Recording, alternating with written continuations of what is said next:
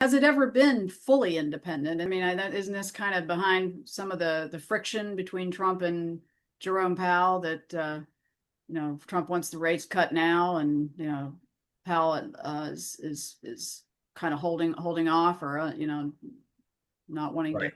jump Right. too soon with that. And I find that interesting. I mean, some of the talk in the media, makes it sound like, and I'm not suggesting that it's not going that way. But there's almost this alarmist view that oh, we're losing the independence of the Fed. But we've been here before. Presidents, especially when they're worried about reelection, we know what happened with Nixon. They really do try to put pressure on the Fed chair, and of course, it's not just the Fed chair that makes those final decisions. Even there's a whole board involved there. But it's fascinating to me.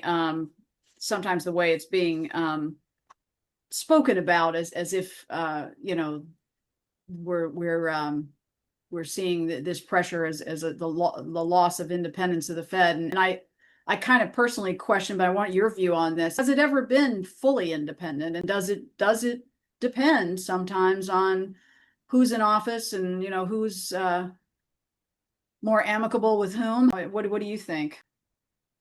Fed independence. In theory, it has been independent, right? There have been examples of federal chairs who curtail to their presidents. As far as Jerome Powell goes and his tariff policies and the pressure he's receiving from the White House, he keeps saying with the same message. He actually said either in front of Congress or a public speaking event right after that if tariffs weren't in the picture, they probably would have already cut rates or would have already begun to cut rates.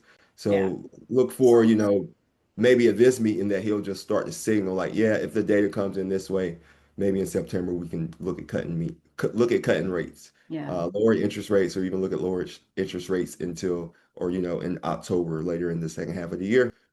So I don't know if President Trump's going to get his lower interest rates anytime soon.